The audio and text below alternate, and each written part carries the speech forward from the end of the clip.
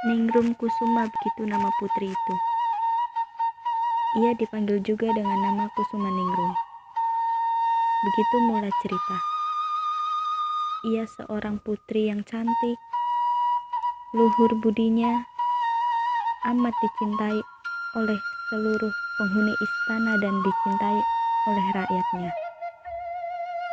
Ia pun amat setia pada suaminya, seorang raja yang bijaksana. Ketika suatu kali suaminya melakukan negeri lain, negeri taklukan itu mempersembahkan seorang putri kepada suaminya sebagai persembahan. Negeri taklukan itu mempersembahkan seorang putri kepada suaminya sebagai persembahan.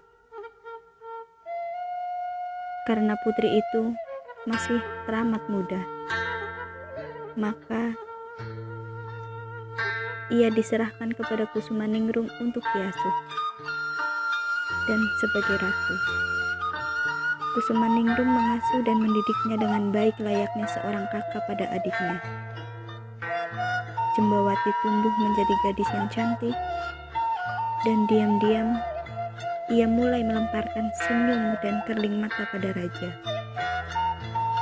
Raja tergoda dengan berterus terang pada Kusuma Ningrum untuk menikahi Jembawati.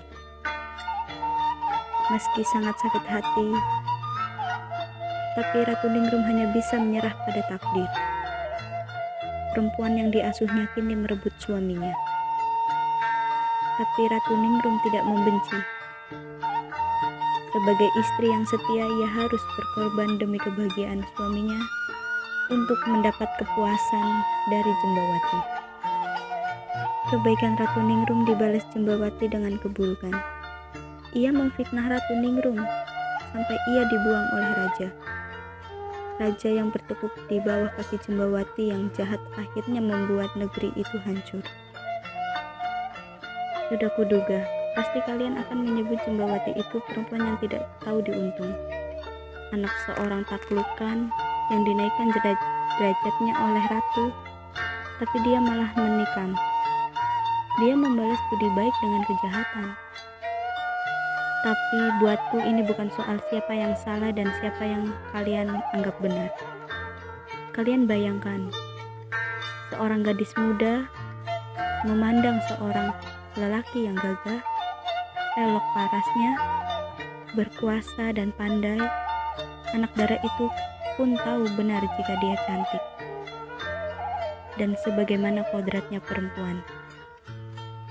Dia paham benar apa yang paling dia suka lelaki dan bagaimana melumpuhkannya. Senyuman dan kering mata, anak dara mana yang tak akan memberikan itu semua pada lelaki elok rupa seperti raja? Dan lelaki mana yang bisa memalingkan wajahnya dari anak dara secantik dia? Apalagi dia seorang raja. Nah, apa kau akan tetap mengatakan bahwa dia salah tanpa apapun yang membuatnya melakukan perbuatan yang salah? Tak ada salah tanpa musabab. Aku lebih suka mengatakan yang bersalah itu adalah Ratu Ningrum. Setidaknya dia bukanlah perempuan yang meski dikasihani benar. Kau tahu, kesalahan Ratu Ningrum adalah ia tidak memiliki satu kata, yaitu tidak. Karena ia tidak mempunyai kata itu, ia biarkan suaminya dikuasai oleh Jembawati. Entah siapa yang mengajarinya bahwa perempuan ditakdirkan untuk tidak memiliki kata tidak. Entah siapa yang mengajarinya bahwa kata itu hanya milik para lelaki. Takdir perempuan diatur takdir para lelaki. Takdir yang mengatur kata mana yang boleh dan tidak boleh dimiliki oleh perempuan.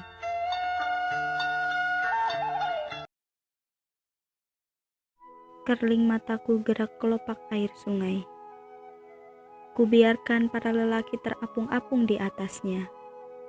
Mereka seperti sekumpulan abdi yang berbaris dan memberi sembah, lalu berjalan satu persatu ke hadapanku dengan membawa persembahan. Tanpa ku inginkan, kerling mata, senyum dan tubuhku telah menjelma pusaran air. Tanpa ku inginkan, kerling mata, senyum dan tubuhku telah menjelma pusaran air yang menghisap. Dalam tubuhku, seolah ada makhluk lain yang membuat seorang yang menyayangiku.